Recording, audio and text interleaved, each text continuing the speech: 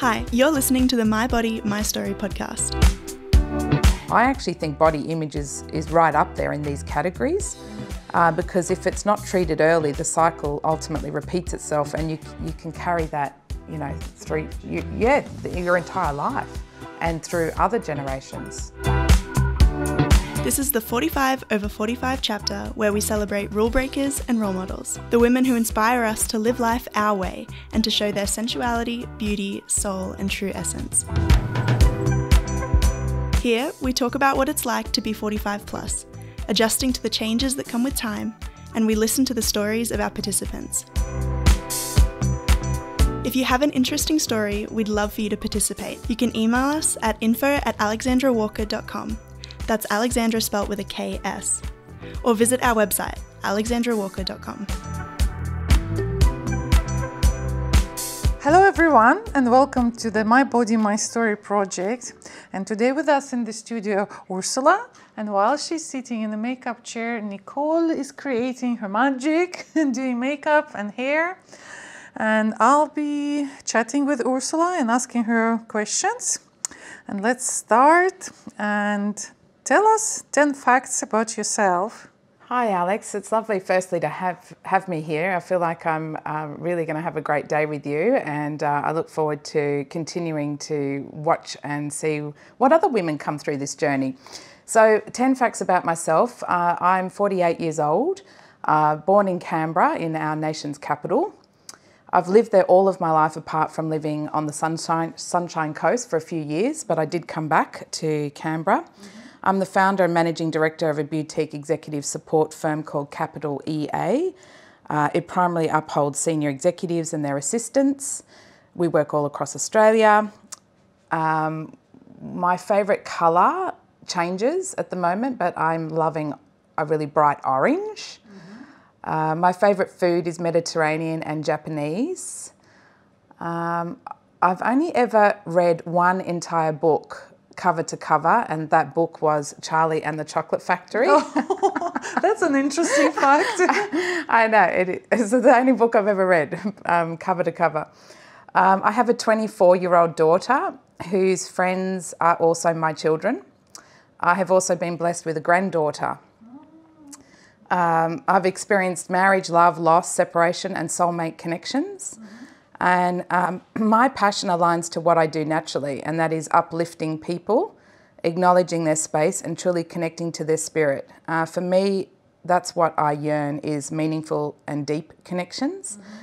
I'm the youngest of 6, born to an incredible lineage of strength, courage, compassion and wisdom.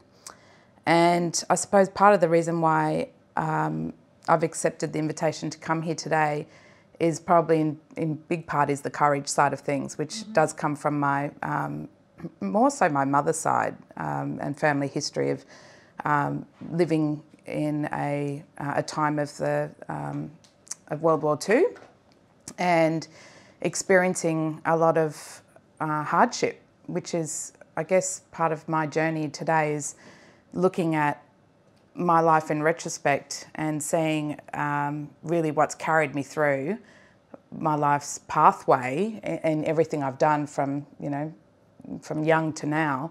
And I can say that a big part of my DNA is because of their courage, and it's always the courage to do things, step out of the comfort zone, hence today, stepping out of, taking risks, with starting a business.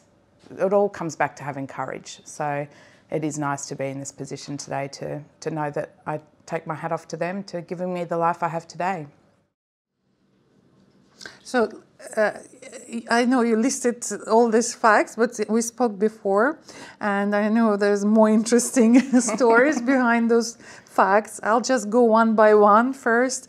You mentioned that you have your own business and the name of the business. So what exactly do you do? Like, what's the... Yeah, so what I did was I started a business from replicating what I did in my everyday role. And it was in the role I've always, so for nearly over 30 years, I've looked after senior executives in achieving their goals. And when I was doing that role, I recognised that there were certain aspects or arms of that role that really needed to be given attention and to have balance in the role, essentially. And they were that you needed to put on a mentor coaching hat, so to always pay it forward and to coach others and teach others what you've learnt yourself. So hence in my business I have a coaching arm and I have a training and education arm that always gives back to the community and industry that's given me a lot of life experience. And the other is help with finding the right people, finding a match, finding the fit to be acceptable for people, because if you're going to be successful in a relationship, you need to really work on that match, that fit that works in terms of values and understanding each other's remit, where people want to go in life. That's something that's too often overlooked, and I think that's a really important part of our role today, is to help people find the right people to work with them. And then there's a concierge service. So again, it's in the realm of looking after people who are really busy, and we just take up all their personal, private life stuff. And board secretariat, which is minute taking, essentially, doing all the minutes and bits and pieces. So I did that in my job, and then I replicated it as a business. Oh, wow. And then that business took off 10 years ago. And now I've just managed to kind of step back a little bit from it, because my daughter and her very close friend and another like my own daughter works in my business, along with another 7 others that work kind of external to us to keep the wheels on the vehicle, so to speak. Great. Yeah. So where people can find you? So they can find us on all social media platforms. One, if it's looking online, so Instagram, LinkedIn, Facebook, and then we're based in Canberra, but we work all across Australia. So, yeah.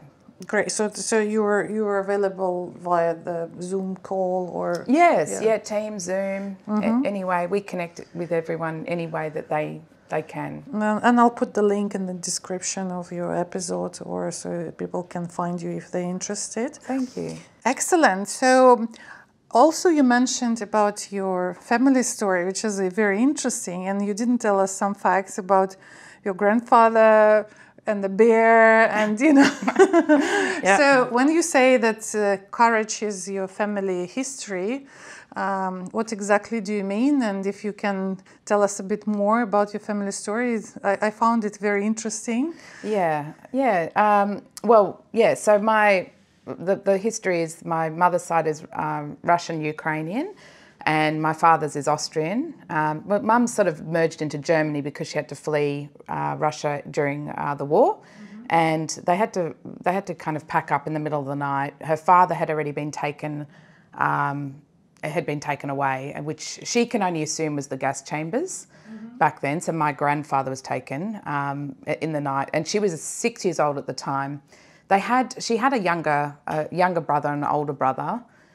So there was the 3 of them and my mum. They walked extensively into the northern part of Germany to get away from being potentially killed. So one of the things that happened along that journey, though, was quite significant, that her younger brother froze to death on that trek.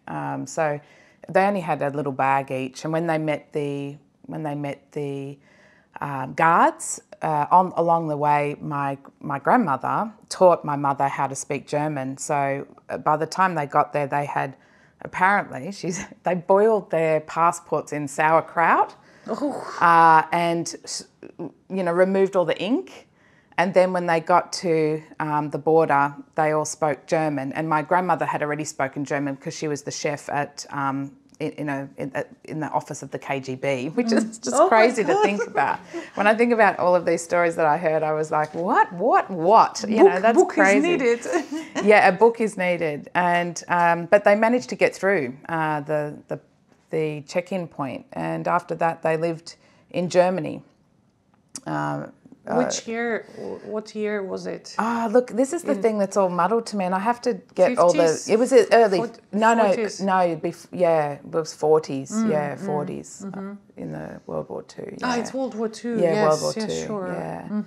So and then eventually they got settled again in Germany, and my grandmother was the stoic one in it all, losing her husband, and she eventually remarried a German man that apparently was really supportive and would do anything for her in life. And they eventually decided to come out to Australia, and that was with my mum, her brother Henya, and her new husband. And they decided to land in. Well, they had to get the ship to Perth, and then from Perth they went to Sydney, and they settled in Fairfield. And on that ship over is where she met my dad. Yeah, an Austrian, blonde-headed, blue-eyed, cute Austrian. How old was she? She was actually 7 years older than him. He was younger, so she was, she must have been like 26 or 20, and he was like 22 or 20. So quite young, but she was older, yeah. And then he was on his way over to the Snowy Mountain scheme to work, as he'd heard all about Australia and working on that Snowy Mountain scheme, and was going to be his ticket into Australia. But apparently once he got there and he started working there, he could just think about my mum. So he'd used to come and bang on the door in Fairfield quite a few times, and my grandmother tried to get rid of him, but why she didn't like him? No, she I don't know, she just said to watch him. Yeah. Famous last words. Anyway, Mum eventually, she said that he nags so much that she thought if she doesn't go on a date with him that he won't go away. Yeah, so she gave up. She gave up, and she went on a date with him, and then they ended up getting, married, and they continued to live in Sydney. They had their first 4 children in Sydney. And then the last 2, which is me and my sister, I'm the youngest, we were born in Canberra.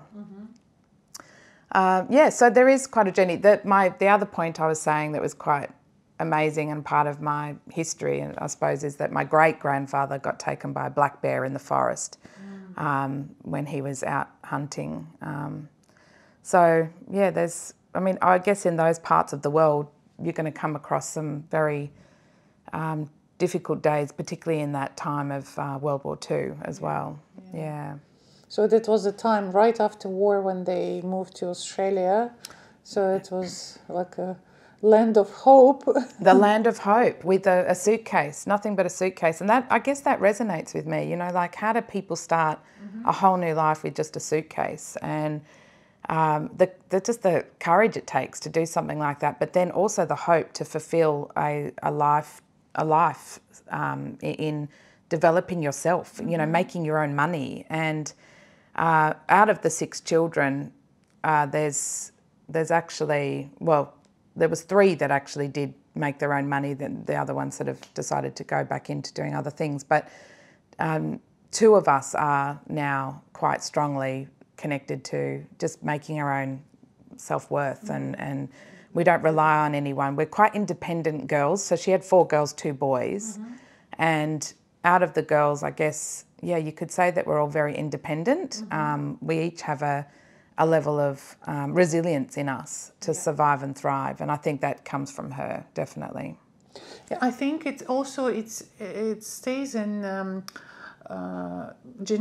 blood of next generations. The stories of moving countries or being brave to start all over again, and it's like the spirit of adventure as well, and spirit of and strength, and courage to do that, because being an immigrant myself and moving countries twice in my life, I know it's quite a hard decision, and also starting business. And I think that if I didn't move countries, though I've always wanted to have my own business, but it just helped me to realize that nothing is impossible, and it's okay to start. It's hard to start from zero.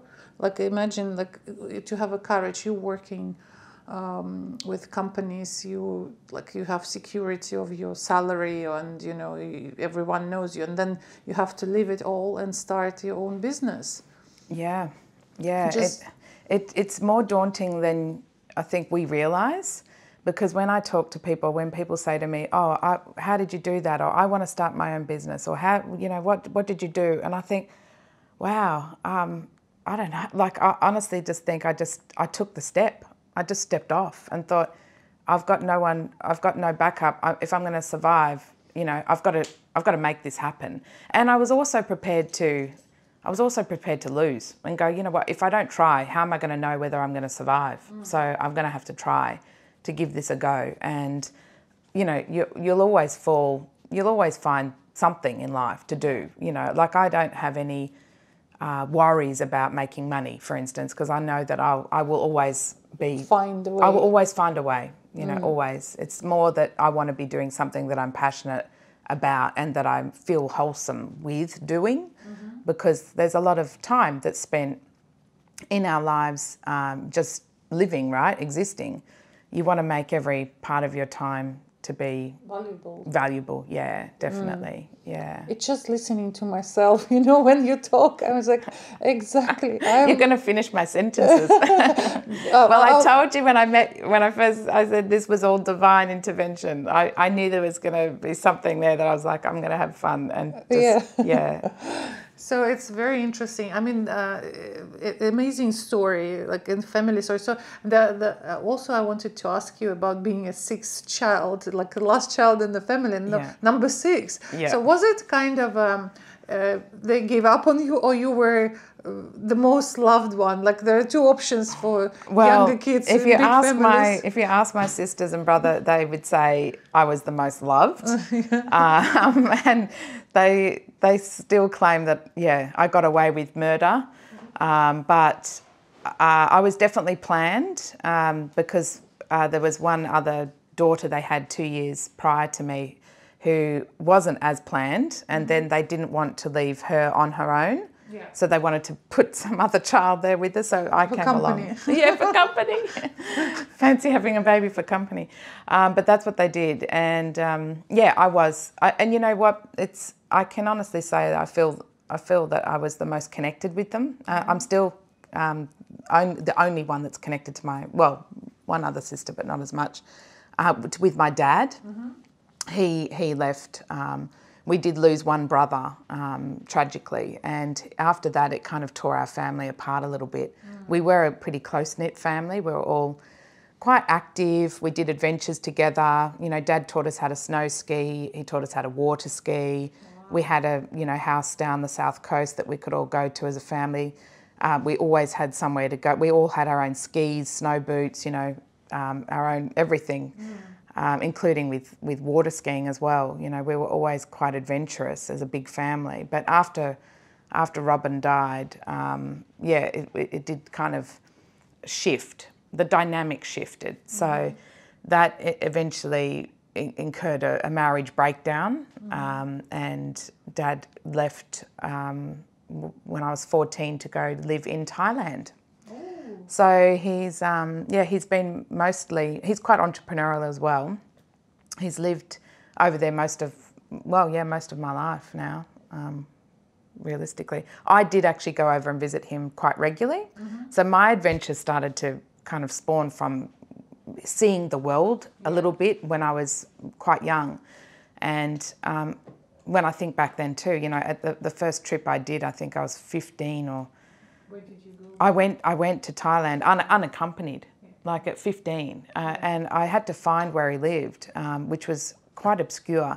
He was right down in the south of Thailand in a very remote area called Koh Lanta, which is about a 30-minute ferry from Phi Phi Island and 2 hours from Krabi.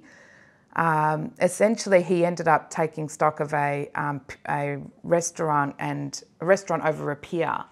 And the ferry used to arrive at that pier, and then he'd have like this big sitting area and restaurant. And then during the day, he had a bakery, and he used to bring people from Switzerland to come and bake for him.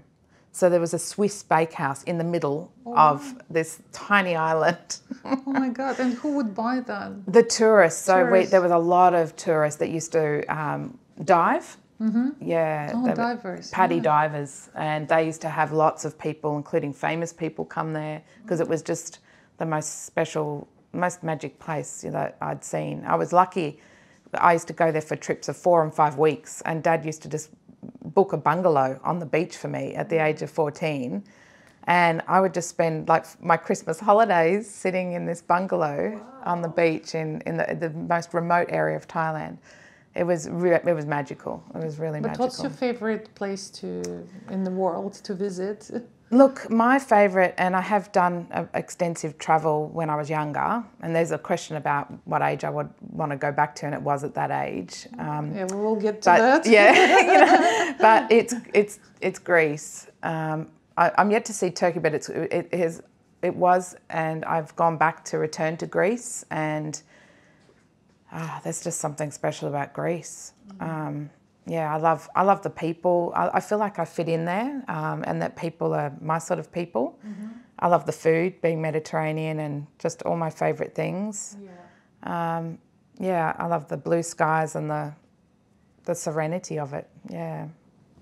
Okay, well, while you mentioned that, I'll ask you this question, that if you could go back to any age, what it would be, why, and what advice would you give yourself at that age? So the age is 21, and it was the time I actually decided to travel the world, and I took 12 months to do that, which was, looking back, and at the time it was sensational. It provided me a whole new opportunity of life, and to understand that, you don't need to live in a box. You need to keep looking outside the box in life, and that's what that trip did for me. When I came back, I was an entirely different person, and what the advice I would give myself back then is, the world, as you've witnessed, is wondrous. Don't settle for anything less. That's the advice I would have given myself. Yeah. It's good advice. So, moving to the aging theme of our podcast, I'd like to ask you, what does aging means to you? Yes. So aging is, it's been transformative for me. When reflecting on particular stages of the process, I feel it's bittersweet, I guess. When you start your life, you lack the experience to fully understand aging. Hence, hindsight is a wonderful thing. But as you age, you have so much more clarity in a body that I feel is a little more fragile. How come? Why? Well, Fragile? perhaps in, depending on how you've treated your body, so if you've been, exercising hard, maybe it's not so fragile. If you've succumbed childbirth or other health-related issues through life, it just isn't what it was when you were younger. Yeah. Your legs hurt more, your hips are a little more sore. That kind of fragility. So if your body could talk, what it would tell you or ask you at the moment? It would say, stop putting pollutants into me, love and nurture me, and take more time to move. That's what it would say. Good. So your body asks for healthy stuff for itself. So it does, yeah. What do you think are the main causes of our body image insecurities or issues? I think the main causes for body image issues are being witnessed to an accumulative response from both a conscious and non-conscious way in which people live their lives. So for me, this began at childhood, from being raised in a fairly high level, loaded personal vanity kind of arena. And which I think was a knock-on effect for instance, my mum. You know, she would have had that come down from her mother, wearing particular clothing, you know, skirts and shoes and hair. The hair was always, A subject. oh my gosh, the hair. But yeah, I think it's a knock-on effect, you know, so it just continues to go through and the cycle repeats itself, so to speak. So like any family trauma, you know, that's travelled through generations, whether it be violence, addiction, abuse, I actually think body image is right up there in these categories, because if it's not treated early, the cycle ultimately repeats itself, and you can carry that, you know, through your entire life and through other generations. That's the way I see it. I like your answer. I think it's the first time I hear such a different answer to this question. Nicole is nodding because she listens to those answers. Yeah, so it's interesting that I actually think exactly the same, and I think it's, people say social media, I think it's like trigger for all that stuff you mentioned. Yeah, it comes from somewhere else from first. Inside. Yeah. And it's just interesting that exactly that nowadays people are more educated about their traumas, you know, how it works. But old days it was just transfer from one generation to another. The rules, as you said, how you have to dress, how you have. Like I remember my grandmother when I was a teenager. I came to visit her in different city, and I was wearing trousers, and she told me, no way, when you go outside with me, no trousers. You are the girl, I want you to wear a skirt. Yes. And I was shocked then. I was like, why? What's wrong with me wearing trousers? Yeah, so that's interesting that you mentioned. For me. Yeah, I always had to wear skirts. Yeah. Skirts and stockings. Yeah. And you know, nice shoes, and my hair always had to be done. But yeah, it came from, you know, I don't blame her. Good girl rules. Yeah, that's right. And that came from her mother and the way she was raised. So I actually do think there is something in that the same as a family trauma going through, you know how they often say, oh, your father hit so-and-so because his father hit him. Yeah. And I think body image is right there up there with a trauma, a family trauma, like something that continues for generations, you know? I also think that those rules were based on the position of men and women in the society. So you, by dressing yourself up and being a good girl, you're supposed to be competitive among other candidates for a good husband, you know? Oh, yes, yes. So, and nowadays women are more independent. They don't need to look good to meet a good partner or to be happy. So that's why it's changing. So, but the old days, it was kind of a competition among other women. So you have to look your best. So you'll be chosen by a good man. You know? Yeah, that makes sense. That makes sense as well. Yeah. So that's interesting. My observation, like, or my analysis of that subject, which I was thinking a lot about, obviously, because we did this podcast, one of the reasons. Yes. And so I know the answer, but I want to go a bit deeper into this question. So what do you think are the effects of negative body image on a relationship? And I'm talking about not just a partner relationship, but any relationship with friends, co-workers, whatever. So what are the... Yeah, I think it's how it affects. It's big in life. You know, it's played a huge impact on my relationships, my body image, and you know, my weight. It really has. So particularly with my family, you know, like because I was probably I am the largest out of the 4 girls and 6 children. I'm definitely the largest, and largest in terms of weight. Yeah, size, and weight, yeah, definitely, and that played a big impact on I think they wanted me to kind of fit in a little bit better with them. So, you know, I've actually ended, you know, there was a relationship in my own family that I've had to end for the pure grace of trying to, you know, pull myself out of feeling like this this kind of body image is going to be their number one objective. Because every time I saw them, it was, you know, why do you look like that? Or why don't you do something about yourself? Or, you know, why don't you have, why don't you, you know, like you'll feel better if you do something. Just constant. It was all the time. Another family trauma. Yeah, another family trauma. So, I think that's it's paid a big impact. And thinking back, even when I was younger as a child as well. But did it make you feel worse about yourself, or you just subtract yourself from that I just connection? always felt like I was singled out, like I felt very isolated, like I didn't feel like I was with them.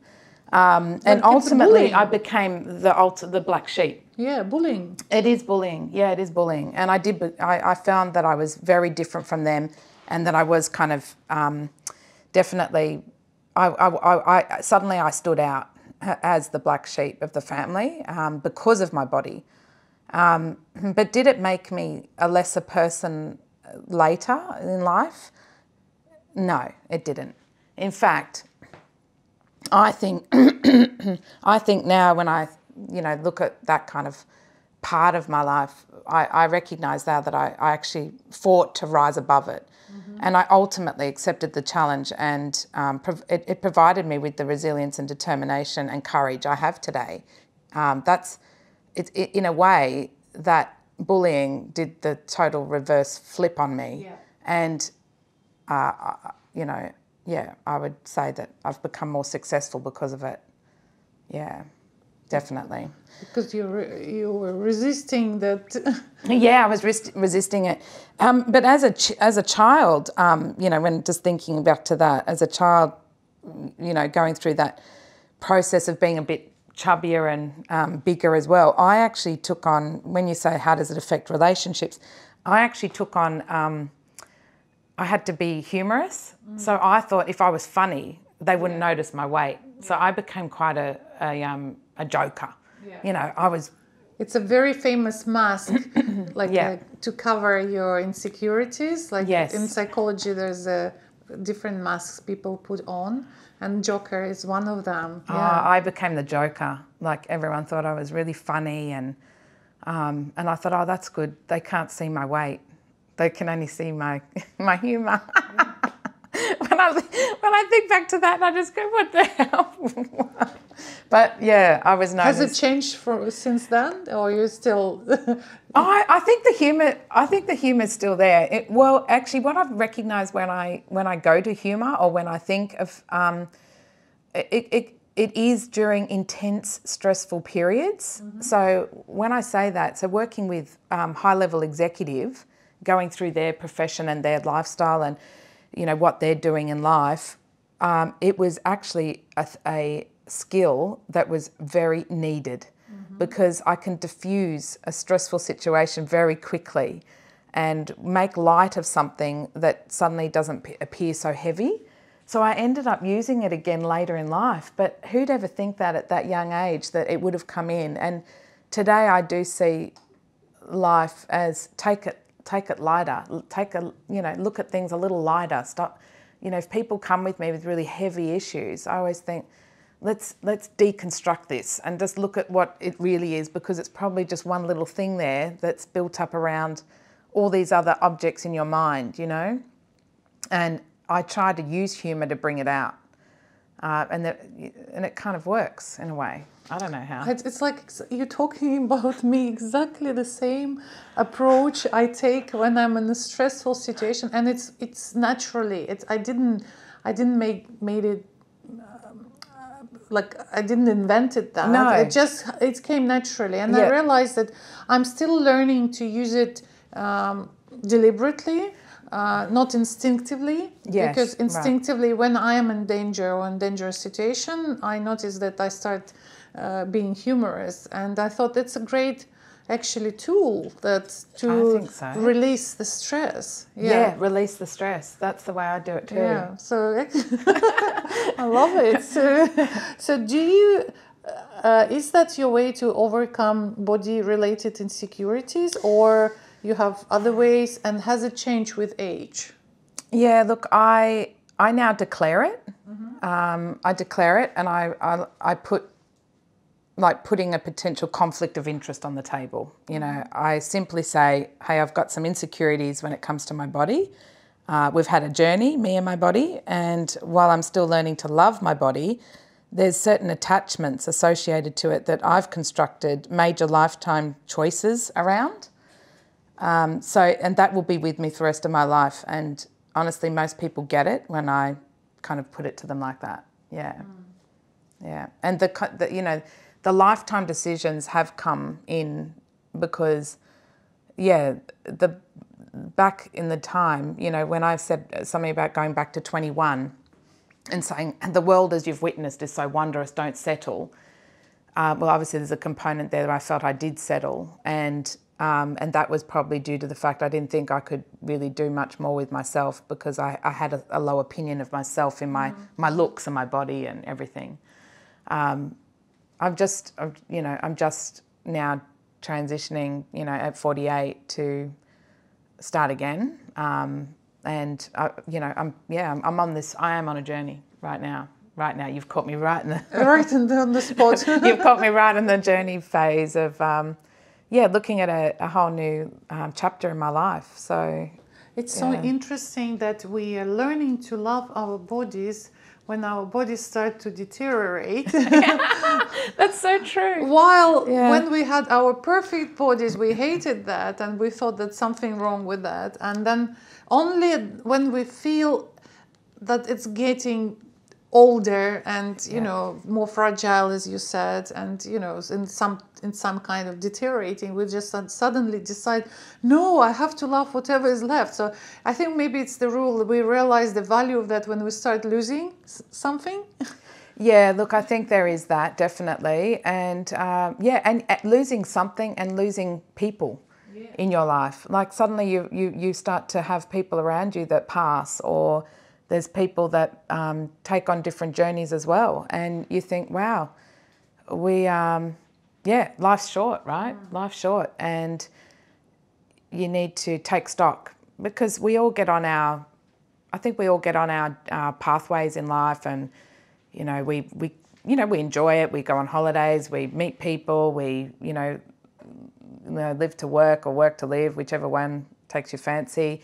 We do various things in life that do see our days our way. Yeah.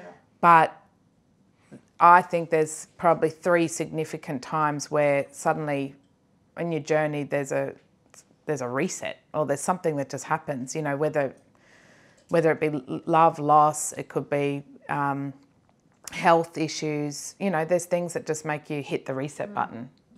But there's significantly, for myself, I see probably 3. Yeah, hitting the reset button. I've just hit my second one. So you still have time. Yeah, I know. We still have time. Yeah, we do. So my last question in this body related sector is, do you have ways of bringing yourself into body shape you want? And again, has it changed with age? Like, for example, you look at yourself in the mirror saying, okay, I need to, or you don't bother. No, I think everyone has a solution for working on their body image that they want. The truth for me right now is all about love. If you work on loving yourself first, I know that's a quote that just continues to happen, but this is the situation I'm in terms of just learning to love myself right now. And I think the preconceived body image that I'm looking for will probably come to fruition through that love.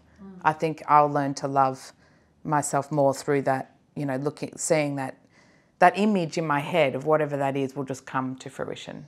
That's what I believe. So it's a psychological... it's a psychological thing. Yeah. Though probably when you were younger, you tried to do some physical exercise, dieting, or you never did that? No, I did. It never stuck with me, you know? I mean, how many times did people...